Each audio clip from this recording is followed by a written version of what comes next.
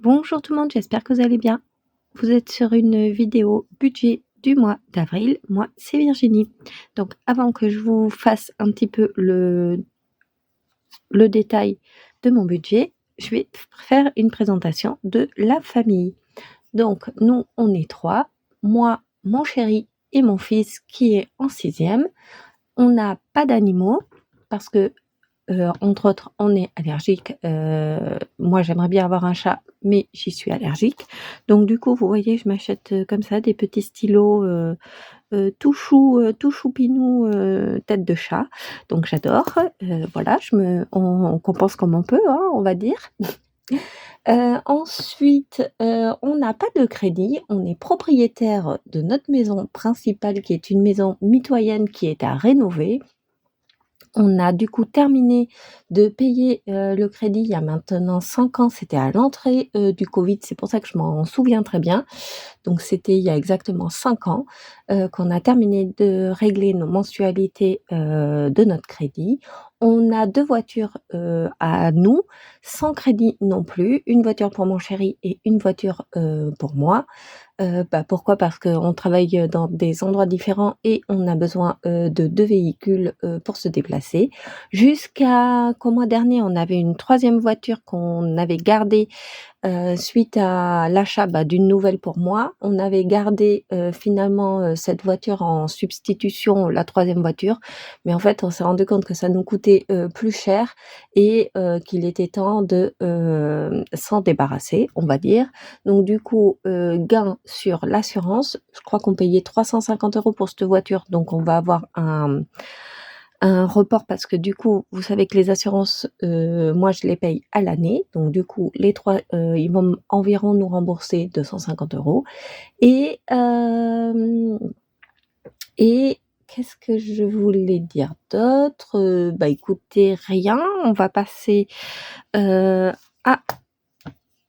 au calendrier pour voir comment ça se déroule. Donc moi je le fais comme ça très simplement, ça me permet de faire une visu et de voir ce que j'ai et ce qu'il va y avoir au mois d'avril d'important.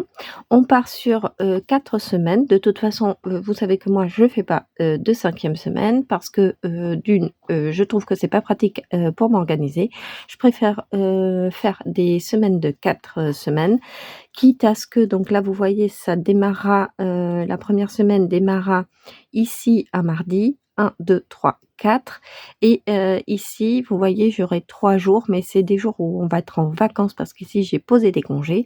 Donc du coup, c'est plus ou moins, fait et si je vais faire les courses, que le jeudi, là le 1er, vu que c'est le 1er mai, ça va être compliqué, mais si je vais faire les courses que le 2, ça sera, simple et il y aura pas, trop de décalage.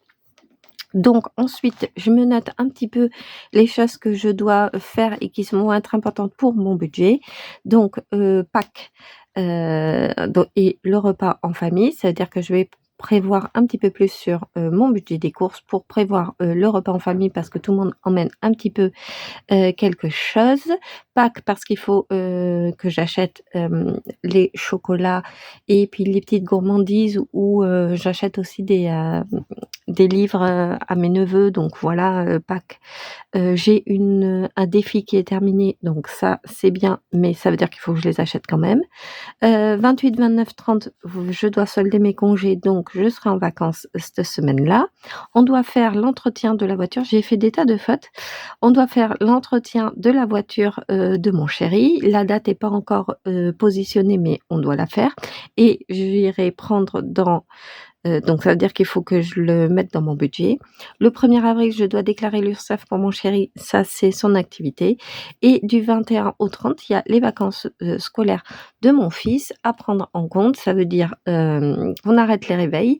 Non, je rigole. Ça veut dire que surtout, il est là, on va devoir certainement le garder, quoique je pense l'envoyer, donc je pense que je vais le garder ici le jeudi parce que je suis en télétravail, mais sinon il va aller au centre, même il va au centre ado, franchement il aime bien aller au centre, aéré, c'est sympa pour lui, en tout cas je trouve que c'est pas mal. Heu ils sont beaucoup moins nombreux que quand il avait 6 ans, par exemple, au centre. Ils doivent être une quinzaine. Faut savoir que nous, on habite dans une grande ville, donc 15, c'est vraiment assez peu. Mais ils font des tas d'activités, des tas de sorties. Ils vont se balader à la plage, dans les bois. Ils font de l'acrobranche, ils vont au cinéma. Franchement, je trouve que c'est sympa et on paye 12 € la journée. Évidemment, on n'a qu'un enfant et on travaille tous les deux, donc du coup, on n'a pas d'aide et on est quasiment au max pour le règlement, mais je trouve que quand même c'est top. Allez, on est parti. Donc voilà ma fiche budget comme elle se présente. Donc ici le mois. Ici, vous avez l'encart des revenus, charges fixes, charges variables et ici les épargnes. Alors, du coup, moi je l'ai modifié un petit peu parce que là, charges variables, je trouve qu'il y a pas beaucoup ici de colonnes et contrairement à ici les charges fixes. Donc du coup, je vais les barrer. Vous allez voir comment on va s'organiser. Donc, on est parti. J'espère que vous allez bien voir. Écoutez, on va voir. Donc, on commence ici avec les salaires. Donc, c'est moi plus mon chéri. Donc, c'est salaire le x2. Et c'est ici sur le compte. Et on est à 3 000 €.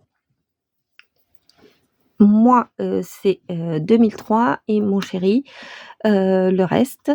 Mon chéri gagne pas beaucoup parce que du coup, il a sa petite entreprise et donc voilà, mais 3 000 €, c'est notre montant. Donc le total des revenus, 3 000 et c'est ce montant que je vais devoir répartir dans toutes ces cases. Ici, là, l'idée, c'est de mettre pas uniquement que les revenus, de mettre tout ce qui va rentrer. Si vous avez de la CAF, vous le mettez. Si vous touchez des salaires autres autre part, vous le mettez aussi. Vous mettez tout ce qui rentre ici dans les revenus. Moi, nous, on n'a que les salaires, donc on met que les salaires ici.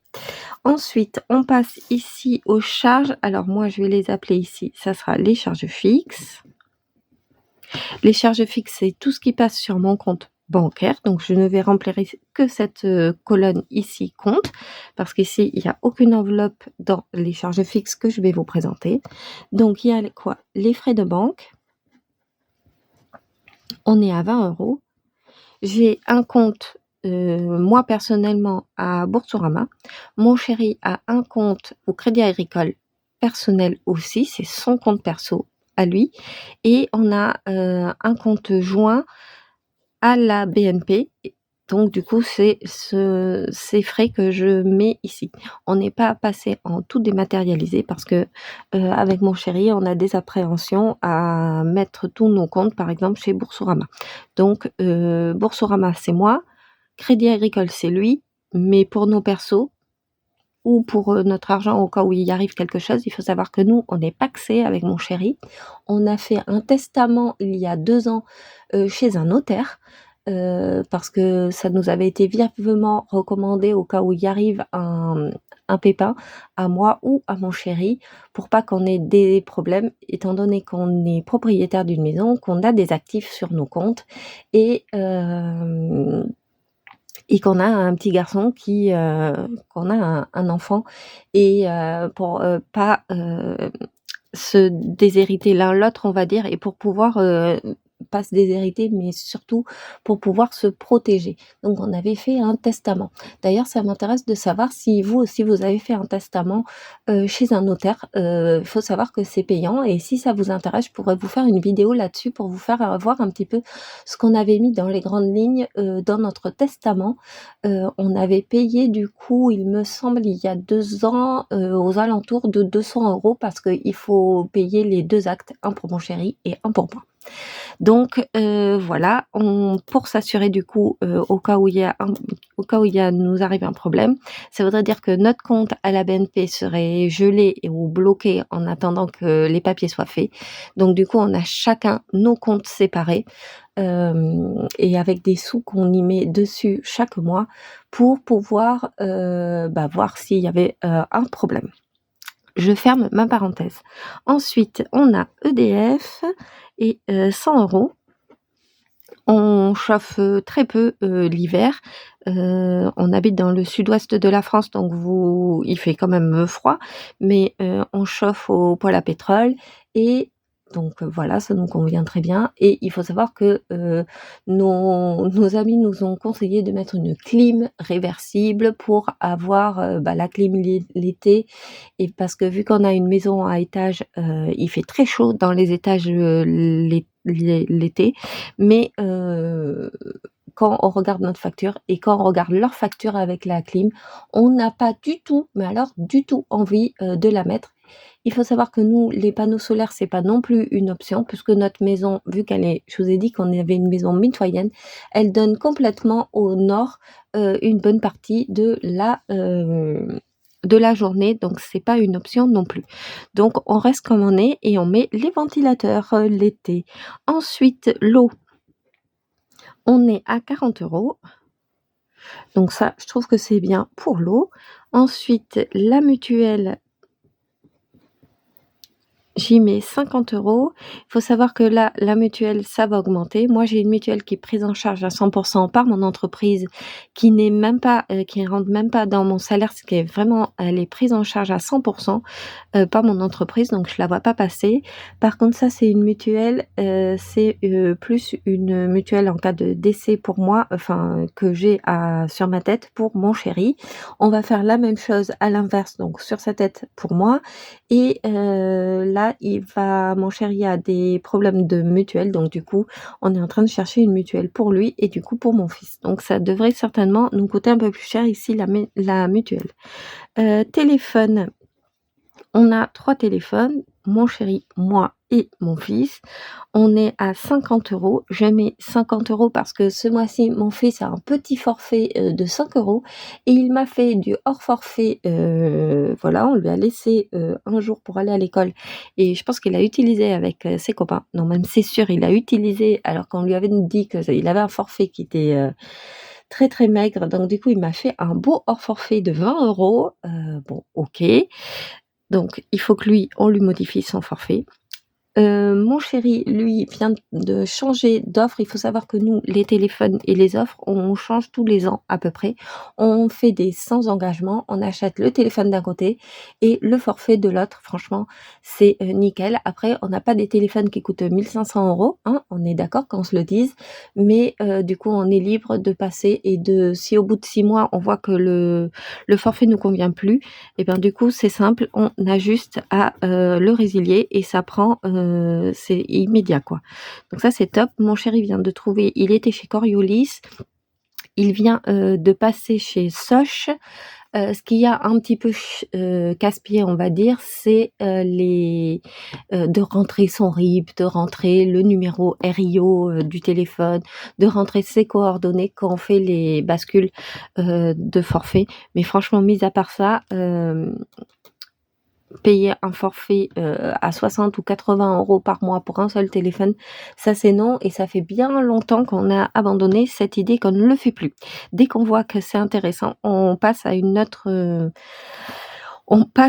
un autre forfait. Donc c'est pour ça que j'ai mis 50 € parce que du coup il y a 10 € de carte SIM, mais il va récupérer du cashback sur iGraal.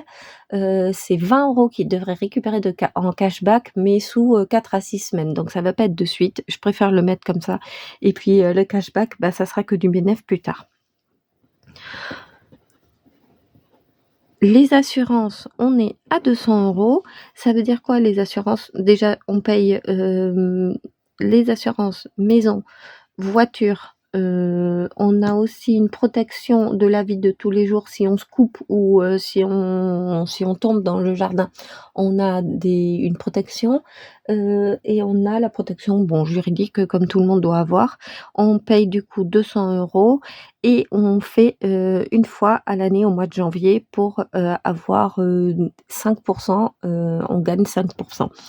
Mais du coup, je le provisionne pour, chaque mois pour l'année. Ensuite, on a Orange, on est à 60 €. Les impôts, ça c'est les impôts, vous l'avez compris, c'est le foncier, on est à 100 € et l'école, mon fils est dans une école privée et je mets le centre, Ça c'est le centre aéré et on est donc à 280. Donc il suffit d'additionner tous ces montants pour voir ce qui va se passer. 50, 200, 60, 100 et 280.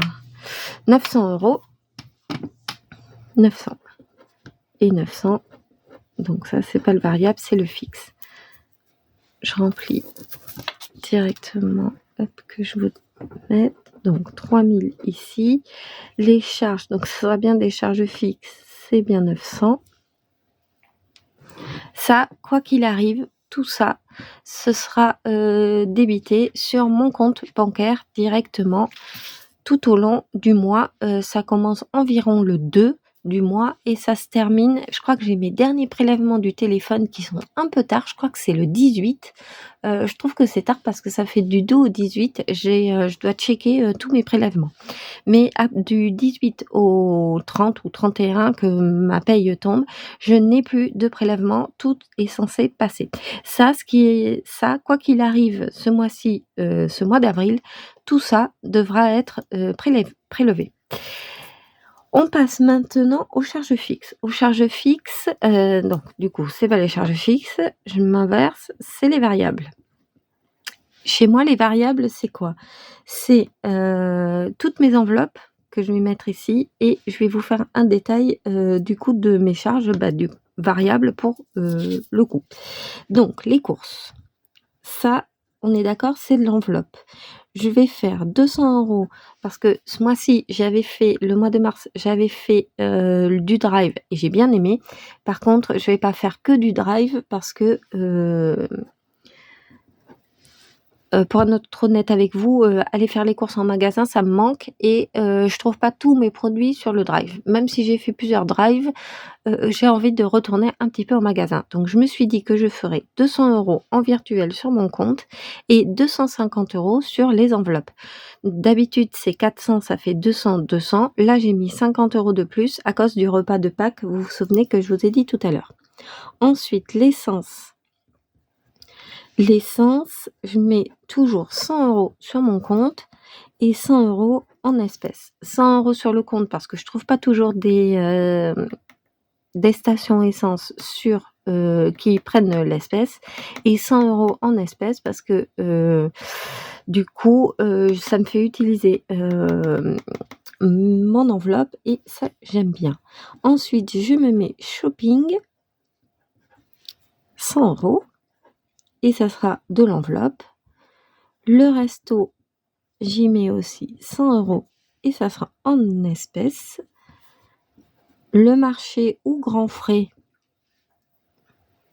ou le primeur, ça sera 40 €. Boulangerie pour avoir le pain, la chocolatine, les petits 4 heures en sortant de l'école, 30 € et c'est toujours dans mes enveloppes. Je me fais un petit plaisir, c'est le loto, vous savez le bingo qu'on joue souvent le samedi soir ou le dimanche après-midi. J'y mets 40 €, j'y vais avec ma maman. Ensuite, mon enveloppe d'hiver qui va nous servir, par exemple ce mois-ci pour un anniversaire que mon fils a. Donc du coup, j'utiliserai mon enveloppe d'hiver et j'y mets 50 € ou vous voyez pour acheter des petits stylos comme ça, j'utilise mon enveloppe d'hiver et ensuite je me mets dans une case défi et j'y mets 100 €, je le mets aussi dans mes enveloppes. Donc là, ça sera le montant que je devrais retirer.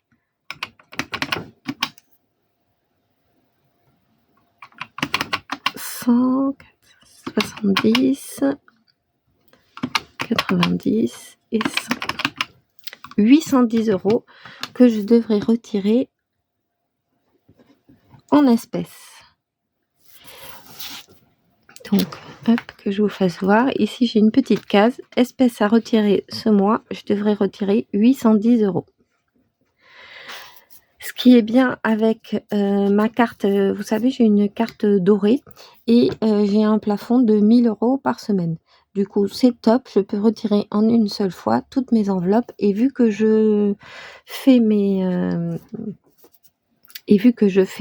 enveloppes au mois, c'est super pratique. Ce que je vous ai dit que je rajoutais dans mes enveloppes variables, je continue de l'ajouter ici. Donc on a l'entretien de la voiture. Je vous ai dit qu'il fallait qu'on fasse sa révision et on a prévu 300 €. C'est la voiture de mon chéri. Ensuite, pour lui aussi, il y a ses cigarettes et je mets 100 € dans les cigarettes. L'argent de poche, donc pour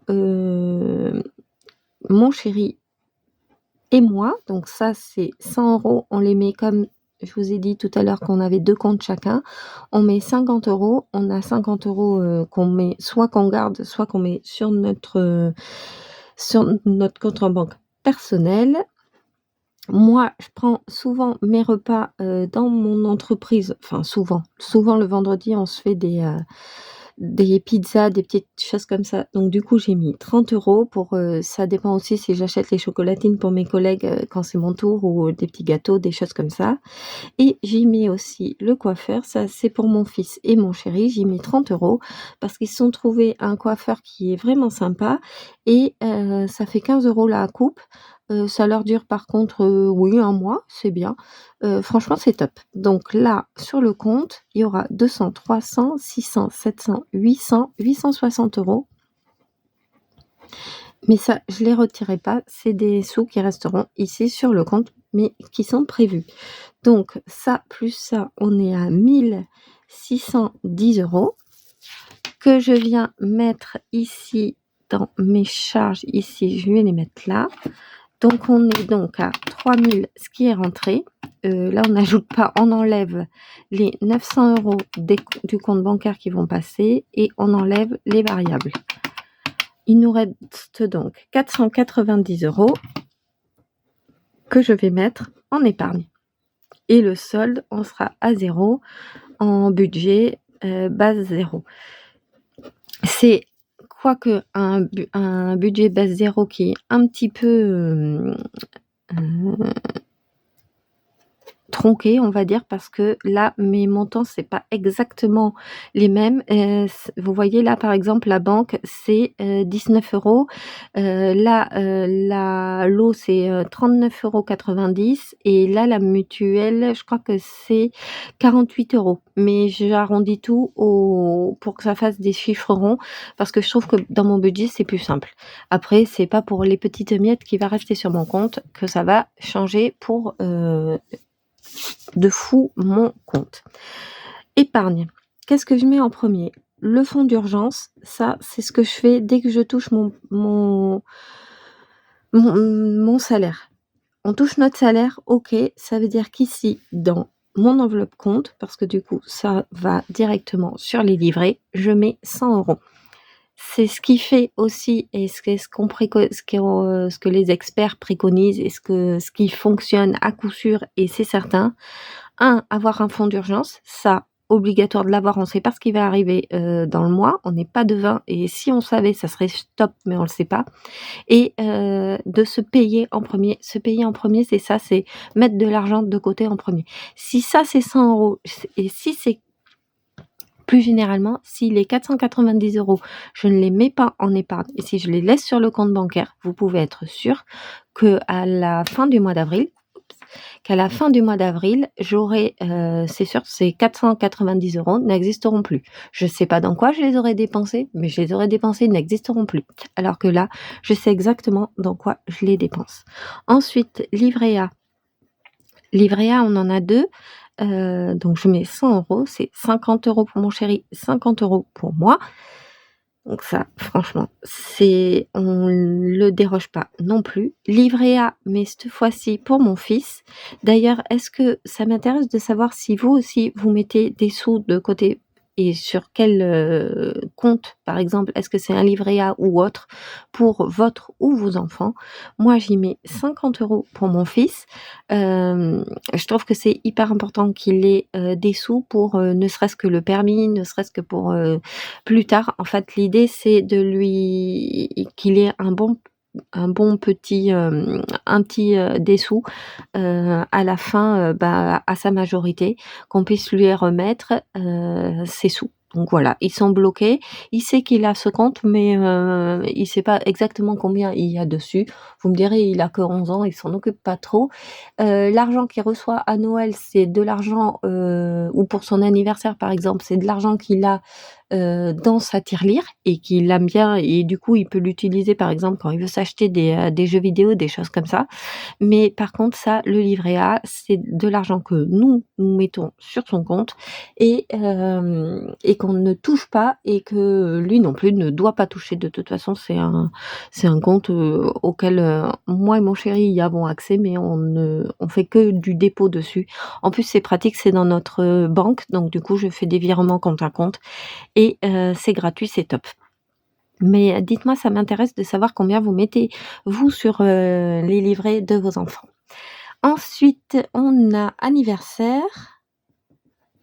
C'est une enveloppe, que j'aime bien déjà. Le mois prochain, c'est mon anniversaire, donc c'est très, important que je l'augmente. Mais l'enveloppe anniversaire, je la considère pas comme un problème, je la considère comme une épargne et un anniversaire n'est pas une contrainte dans mon budget. Donc du coup, j'y mets ici 50 €. Les vacances, donc c'est bon, c'est réservé, donc j'y mets 160 €. C'est réservé, on part en camping au mois d'août. J'ai fait le premier versement qui était de 300 €. Je dois faire, donc je peux faire des versements, encore. Le dernier versement que je dois faire doit être début juillet, pour que, début août, tout le séjour soit soldé. Ça, c'est uniquement la location du mobil-home, et après il faudra ajouter donc, toutes les sous des vacances. Donc ça, c'est pour mon enveloppe vacances. Je le mets en espèces, mais après je rebasculerai, pour pouvoir faire mes transvases pour pouvoir, payer, du coup, les vacances et Noël. Je commence dès, au mois d'avril, à remplir mon enveloppe Noël. Ça, c'est pareil, c'est pas une charge qui pèse sur mon budget du mois de novembre et décembre, on va dire. C'est, une épargne que je fais depuis le mois d'avril jusqu'au mois de novembre, et j'y mets, donc de 30 et ça peut aller jusqu'à, si, j'ai des bons mois, ça peut aller jusqu'à 80-90 € pour que le mois de pour que le mois de décembre, Noël, je le vois pas du tout passer. Et donc là, du coup, j'ai ici 250 €, 250 et là, ici, j'ai 180. Donc 250 plus 180, on est bien à 490 €. Donc voilà un petit peu comment, moi je fais. Faire un budget, comme ça me prend, hop, ce que vous voyez bien, me prend environ, 1/4 d'heure, 20 minutes. Là, je blablate avec vous et je vous raconte un petit peu des choses, mais moi une fois il faut savoir que ça, les charges, ça, une fois que, même si je vous dis que je renégocie, tous les ans mon forfait téléphone, ça, en général, ça bouge pas. Mon salaire, il bouge pas non plus, le salaire de mon chéri non plus, donc du coup, c'est top. Je sais tous les mois combien on a. Si on a des entrées, je le sais directement. Par exemple, le mois prochain, je vais avoir ma prime, d'intéressement, donc qui va rentrer, à ce niveau. Ça, je sais combien je vais avoir parce que là, d'ici le 15 avril, on devrait avoir les montants et en plus, moi, c'est, la prime d'intéressement. Je vous referai une autre vidéo, mais c'est, quelque chose que je laisse bloquer 5 ans et comme ça, je l'ai, en fait, j'en ai tous les ans. Elle tombe tous les ans, on va dire. Donc ça, je le sais. Ce qui me modifie, c'est ça, les charges, mais comme leur nom l'indique, c'est les charges variables. En général, mes enveloppes, c'est à peu près tout le temps pareil, vous voyez, sauf là les courses où j'ai fait une petite modification. Et ce qui modifie vraiment, c'est cette partie-là en bas, parce que ça dépend, du mois, dans lequel on se trouve. Par exemple, l'entretien voiture, ça revient pas tout le temps, mais on peut avoir, le mois d'après une panne et là, ça sera, une panne. On peut avoir un problème avec notre chauffe-eau et là, ça sera plus des entretiens pour la maison. Enfin voilà, donc ça, c'est ça qui va modifier. Les épargnes, ça modifie aussi. C'est fonction de ça, mais on connaît le montant. C'est surtout fonction de ça. Et fonction ici de ça, du revenu. Donc voilà pour moi cette vidéo budget. Je vous conseille vraiment pour réussir la méthode des enveloppes de commencer à mettre à plat votre budget pour pouvoir ici faire des enveloppes qui tiennent la route et qui tiendront tout un mois, voire toute une année, parce que c'est à dupliquer du coup sur 12 mois. Je vous fais à tous des bisous et je vous dis à très très vite.